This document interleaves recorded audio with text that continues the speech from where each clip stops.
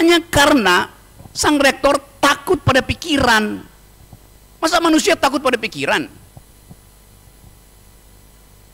Pikiran itu adalah malaikat yang disuruh untuk menguji kejujuran, kebenaran, keadilan, kekuasaan. Kenapa takut?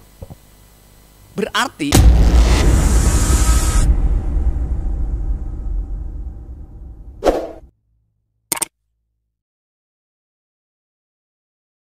terima kasih Pak Moderator, Dekan Fakultas Ilmu Sosial dan Ilmu Politik. Diawali oleh 3 doktor tadi dengan uraian yang tajam, dan itu menunjukkan bahwa ijazah mereka asli.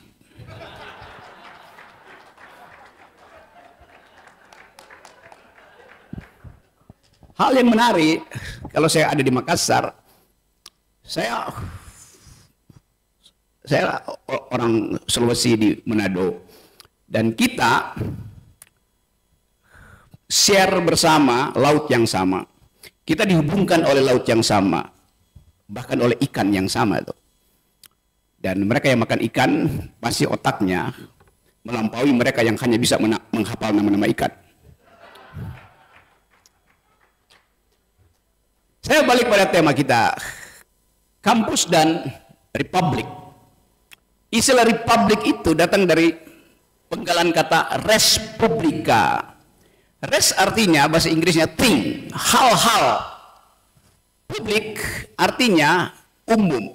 Jadi kita mau bicara hal-hal yang menyangkut kepentingan umum. Itu istilah republik, res publica. Sekarang seolah-olah kita mencemaskan keadaan republik karena isunya macam-macam tuh. Setiap kali kita buka media, kita bertemu dengan isu kekayaan Dirjen Pajak, kekayaan petugas pajak eselon 3 yang luar biasa. Dan itu bertentangan dengan ide republik. Republik idenya adalah kesetaraan, bukan kesenjangan. Itu intinya ada di situ dasarnya tuh. Kita berupaya untuk melihat apa sebetulnya yang sedang terjadi pada bangsa ini dibandingkan dengan apa yang seharusnya menjadi tugas pemerintah. Konstitusi kita mewajibkan presiden untuk melaksanakan 2 hal saja. 1, cerdaskan kehidupan bangsa. 2, pelihara fakir miskin. Tapi justru 2 hal itu yang tidak kita temukan di republik ini. Tidak ada fakir miskin yang dipelihara oleh negara. Kan yang dipelihara negara adalah para koruptor yang menimbun hartanya, dan harta itu digali dari bumi kita. Tentu sangat masuk akal kalau ada argumen bahwa tugas dari korporasi adalah mengakumulasi. Itu prinsip dasar dari korporasi. Tetapi prinsip dasar dari negara adalah mendistribusi melalui sistem pajak. Jadi kita beruntung ada korporasi untuk mengakumulasi ekonomi, tetapi kita tunggu ketegasan pemerintah untuk mendistribusikan hasil akumulasi itu. Itu yang disebut social welfare, kesejahteraan publik. Itu yang tidak terjadi sekarang. Anda bayangkan seorang pejabat publik pajak, dia punya penghasilan 36 miliar per tahun. Karena jadi komisaris ini, itu yang resmi dia punya, belum yang tidak resmi, yang diambil dari tempat-tempat lain. Petugas pajak hidup kaya raya, sementara hakim yang ada di pelosok Sulawesi Selatan dunia itu. Kita mulai dengan ketidakadilan di republik. Petugas pajak seharusnya menghasilkan keadilan, tapi dia merampok uang kita. Hakim yang justru menghasilkan keadilan dibayar sepersekian ribu% dari petugas pajak. Di situ kita langsung lihat bahwa ada ide republik yang gagal dipelihara oleh bangsa ini. Junto Presiden Jokowi. Itu dasarnya tuh. Jadi kalau kita ucapkan bahwa kampus fungsinya adalah mengaudit public policy yang menghasilkan kesenjangan, menghasilkan kemiskinan. Kalau kita kasih data yang kita udah tahu berkali-kali, IQ bangsa ini cuma 70 basis point dibandingkan dengan Singapura di atas 100, Vietnam. Jadi pemerintah gagal untuk mencerdaskan kehidupan bangsa. Jelas statistiknya tuh. Jadi kalau kita tanya Presiden Jokowi berhasil gak menjalankan fungsi konstitusi? Tidak berhasil. Rata-rata IQ kita 70%. Bukan 70%, dari standar 100-110 tuh. Jadi di bawah itu setara dengan simpanse. Itu datanya, itu bukan data saya, itu data dunia begitu. Kalau dikatakan fungsi kedua, pelihara fakir miskin, yang terjadi adalah kesenjangan yang makin tajam. 4 orang Indonesia menguasai 55% kekayaan negeri ini. Kalau 1 orang kaya Indonesia dipajaki secara wajar, maka dia bisa menghidupkan 25 juta rakyat Indonesia. Itu yang nggak terjadi itu. Jadi ada kekacauan di dalam public policy, dan itu dibenarkan oleh sistem hukum kita yang bisa disogok, dipermainkan dari tingkat polisi sampai tingkat putusan pengadilan. Jadi saya balik lagi pada soal ini. Saya buka baju aja supaya nggak kelihatan saya usur.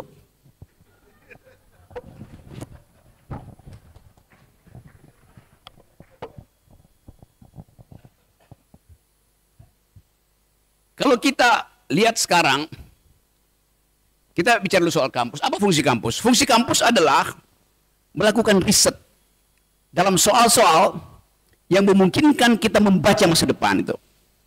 Di dunia ini ada 3 riset dasar. Di semua kampus ternama, orang riset tentang human genome, peta DNA manusia itu. Untuk mengetahui watak, asal-usul, jenis penyakit yang potensial dialami seseorang, dilakukan riset DNA yang udah selesai dari tahun 2000 tuh, Human Genome Project. Udah selesai itu. Riset kedua di bidang artificial intelligence yang memungkinkan kita untuk berpikir melampaui kapasitas otak yang diberikan oleh alam. Riset ketiga adalah di bidang big data untuk melihat tren algoritma dari perkembangan kapital, perkembangan bisnis, perkembangan politik. Kalau kita tanya sekarang, apakah pemerintah Jokowi masuk dalam riset-riset itu? Yang adalah fungsi kampus. Gak ada kita dengar itu. Yang kita tahu justru yang headline hari-hari ini adalah penundaan pemilu. Jauh betul. Fasilitas yang diberikan oleh peradaban dunia, yaitu riset tentang proyek masa depan. Yang basisnya adalah ilmu pengetahuan, metodologi. Di kita, yang terjadi adalah tuker tambah koalisi untuk nyari siapa calon presiden, siapa calon wapresnya. Begitu ditemukan, kita nggak dengar mereka do speak DNA project, do speak artificial intelligence. Kita nggak lihat calon-calon presiden ini bicara tentang kurikulum kampus. Mana ada calon presiden bicara tentang human genome, bicara tentang artificial intelligence, bicara tentang big data, nggak ada. Jadi terlihat bahwa politik kita itu dikerdilkan di dalam ide. Itu pentingnya kampus mengambil alih ide itu untuk diucapkan lebih lantang. Saya mau tahu misalnya, kalau Ganjar diundang ke sini, ngomong tentang artificial intelligence, bisa nggak? Jangan-jangan yang ada memang artificialnya aja, intelijennya nggak ada. Undang Erick Thohir ngomong di sini itu, kita mau tahu, apa dia dokter beneran dari Brawijaya? Berapa banyak uang yang dia pakai untuk membeli ijazah itu? Kita mau fair, kita mau tahu. Karena dia pejabat publik, maka kita mau tahu. Kan kita nggak pernah dengar Erick Thohir ikut universitas kuliah, tiba-tiba jadi dokter. Kita mau tagih rektor Brawijaya itu dibayar berapa? Mesti terang-terangan buka, karena dia pejabat publik. Dan pada akhirnya kita tahu dia ditolak oleh mahasiswa. Bayangin, calon presiden Erick Thohir ditolak oleh mahasiswa Brawijaya. Itu tamparan intelektual luar biasa. Mestinya dia bunuh diri. Iya. Etika itu yang nggak ada di kita tuh. Jadi sekali lagi, fungsi kampus adalah putting methodological first. Hanya dengan metode kita bisa mengskrutinasi, membahas semua proposal publik. Saya ingin Bosowa menguji presiden-presiden ini di depan kalian tuh. Karena IQ kalian ini betul-betul luar biasa. Kalau jumlah IQ di ruangan ini saya tukar tambah dengan IQ yang ada di gedung DPR, misalnya ada kembalian di sini. Karena mereka nggak bicara tentang masa depan. Mereka bicara tentang penundaan pemilu supaya gaji mereka itu tetap berlangsung walaupun tidak ada legitimasi. Jadi saya mau gambarkan compang-camping Republik. Kita masuk pada isu kedua. Seluruh pejabat publik di era Pak Jokowi menjelang 2024 tidak dipilih tapi diangkat yang disebut PLT. Gubernur, kepala daerah, wali kota. Diangkat oleh Pak Jokowi melalui kebijakan Menteri Dalam Negeri. Kan itu yang terjadi kan? Dasarnya apa? Ini pejabat sementara. DKI misalnya, pejabat sementara gubernur beli mobil 2 miliar. Buat apa? Buat kendaraan operasi lapangan dia bilang. Loh Jakarta tuh nggak ada lapangan, nggak ada jalan rusak. Dia naik Gojek aja bisa. Kenapa dia mesti beli Rubicon yang harganya 2,5 miliar? Operasi apa? Ada yang nggak masuk akal itu. Kenapa nggak dia beli Gojek aja? Supaya lebih cepat masuk ke lorong-lorong yang sekarang penuh banjir dan sampah. Jadi tidak ada pembenaran etik terhadap public policy. Itu dasarnya. Tadi Pak Rektor bicara tentang wilayah yang dia kuasai, itu pengembangan regional, perencanaan regional. Lalu Pak Rektor merasa tidak lengkap kalau tidak bicara politik. Sebetulnya yang tidak lengkap adalah kurikulum tentang public policy di bidang regional. Kalau kita tahu yang disebut kota itu di zaman Yunani namanya city state.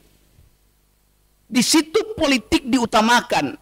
Jadi politik mulai dari keinginan untuk membagi keadilan, bahkan tata ruangnya harus adil. Jadi politik adalah kemampuan untuk mendistribusikan keadilan sejak dari perencanaan. Itu yang kita tidak lihat di dalam sistem berpikir kita. Pak Jokowi masih ingin melanjutkan IKN. Dan Anies katakan, Anies Baswedan, calon presiden, oh ya, kita akan lanjutkan itu karena udah ada undang-undangnya. Penjelasan macam apa ini dari calon presiden? Karena ada undang-undangnya maka akan diteruskan. Lalu undang-undang itu dari awal bermasalah karena tidak ada yang disebut sebagai AMDAL. Undang-undangnya aja ngaco. Presiden Jokowi memutuskan pindah IKN. Itu ada keputusan politik final. Lalu dia bilang, tolong universitas lakukan riset AMDAL. Udah diputuskan baru bikin riset AMDAL. Apa nggak terbalik otaknya? Kan AMDAL itu mendahului keputusan politik, apalagi di bidang lingkungan. AMDAL disusulkan. Bagaimana kalau AMDAL itu mengatakan itu ada perusahaan lingkungan? Apa mau dibatalin IKN-nya? Enggak. Jadi secara metodologi memutuskan kebijakan publik tanpa riset lingkungan, itu artinya seperti menempatkan kereta di depan kuda. Nggak jalan. Jadi logika public policy yang ingin kita gugat. Dan yang punya peralatan untuk menggugat itu adalah kampus. Itu pentingnya kampus dibuka untuk debat politik. Tapi Pak Jokowi bilang jangan libatkan kampus untuk debat politik. Lalu di mana debat politik itu diajukan? Di panggung dangdut. Apa yang mau dibahas di situ? Pakai main-main tik, lato-lato. Dan kita lihat ada kegiatan baru di istana. Termasuk pejabat publik calon presiden main lato-lato. Laki-laki tolol namanya.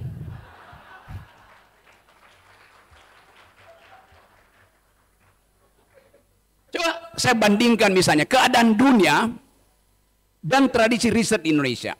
Pak Jokowi mau bangun IKN. Artinya ada beton ditanam di situ. Dengan akibat cacing pindah habitat. Burung hilang. Karena hutan akan ditebang.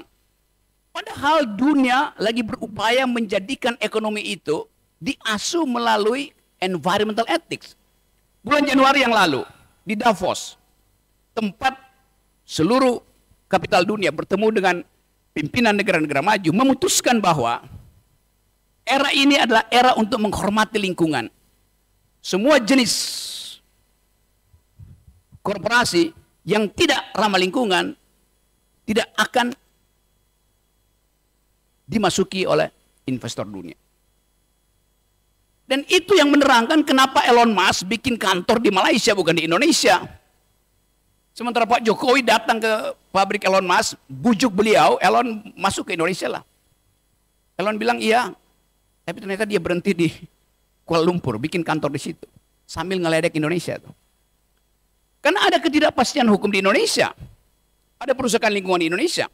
Sementara Elon Musk kalau dia investasi di tempat di mana kerusakan lingkungan, dia akan disu di pengadilan Amerika. Oleh siapa? Oleh milenial dunia.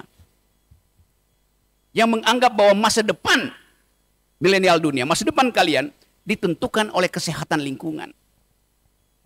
Jokowi nggak paham itu. Dan dia nggak paham banyak hal. Jadi kita mau ambil alih sebetulnya energi yang pernah ditinggalkan oleh pemimpin-pemimpin awal kita, oleh founding parents kita. Itu berpikir. Seluruh pendiri bangsa ini adalah intelektual, kendati dia nggak punya ijazah. Ada yang cuma ijazah SMA, nggak ada soal. Jadi di awal kemerdekaan kita dihuni oleh para pemikir yang nggak peduli dengan ijazah. Yang sekarang memimpin, ijazahnya justru dipertanyakan karena dia klaim. Padahal berkali-kali saya terangkan bahwa ijazah itu hanya tanda seseorang pernah sekolah, bukan tanda dia pernah berpikir.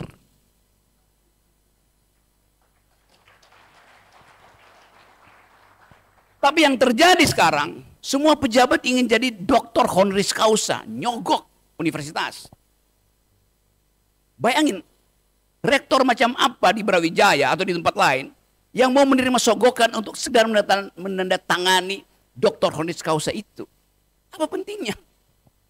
Kalau pada akhirnya nggak bisa debat, gugup dan gagap berhadapan dengan mahasiswa kritis.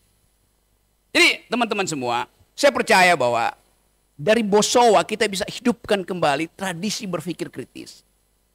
Dan berpikir itu hanya disebut berpikir kalau ada yang menentang pikiran Anda. Anda menulis skripsi, nggak ada yang bahas, itu artinya skripsi Anda buruk. Anda menulis disertasi hanya disimpan di perpustakaan, artinya disertasi Anda tidak menimbulkan kegoncangan pikiran. Pikiran hanya disebut pikiran kalau diganggu. Itu bedanya berpikir dan berdoa. Berdoa nggak boleh diganggu. Berpikir harus diganggu. Nah, fungsi kampus adalah mengganggu pikiran politik istana. Mestinya istana merasa senang bahwa kampus mahasiswa mengganggu pikiran mereka tuh, supaya terjadi dialektika, supaya tumbuh ide baru tuh. Itu yang nggak terjadi. Kenapa begitu? Karena rektor-rektor universitas menghalangi pikiran kritis. Takut rektornya dipecat, takut nggak naik pangkat. Itu yang terjadi.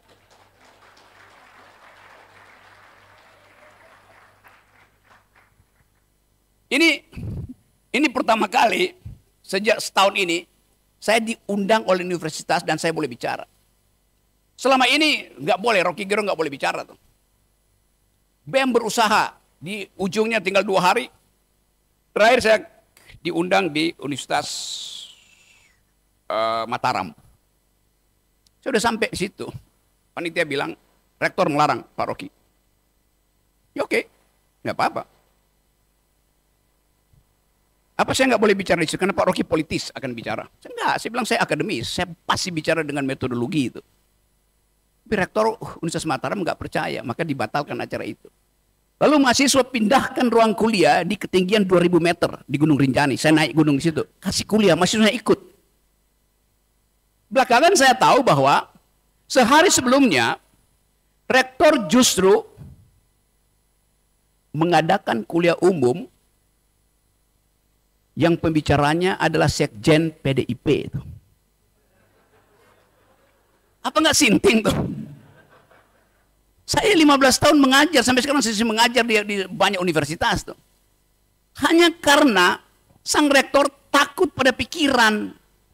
Masa manusia takut pada pikiran?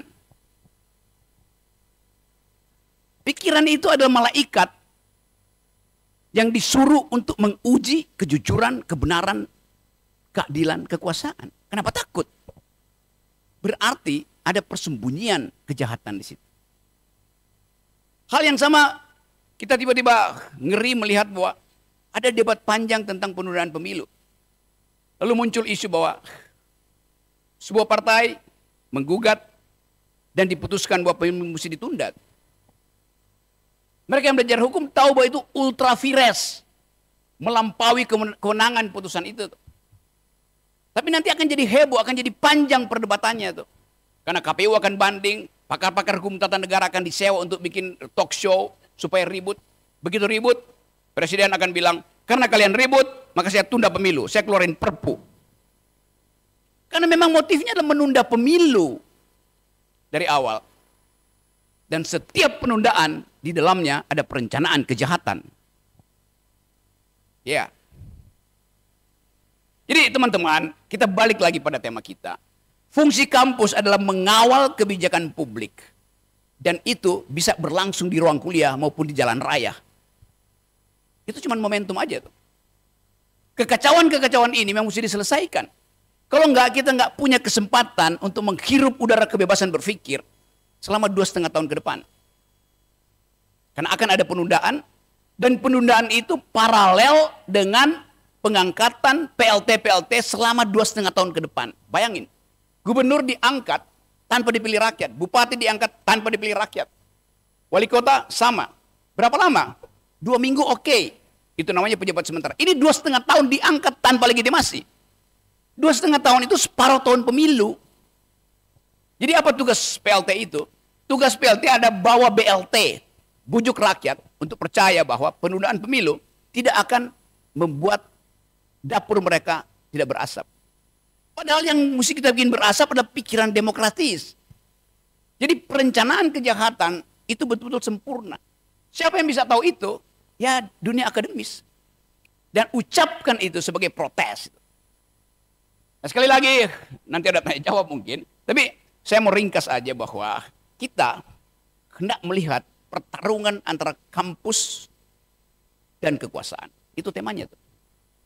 Kita nggak tahu siapa yang menang, tapi kita harus upayakan bahwa satu saat kita percaya bahwa jumlah kualitas pikiran di kita bisa memulihkan kembali akal sehat kita. Jadi sekali lagi, mari kita diskusi, kita hendak pastikan bahwa Indonesia itu adalah milik generasi yang berpikir. Dan itu janji saya untuk mengedarkan pikiran kritis ke teman-teman di kampus. Semoga pembicaraan ringkas ini bisa menimbulkan semangat baru, bukan sekedar menguji secara akademis, tapi menguji secara etis. Apakah keadilan sudah diterbitkan? Apakah kecerdasan sudah dihasilkan? Kita jawab di dalam tanya jawab berikut. Semangat.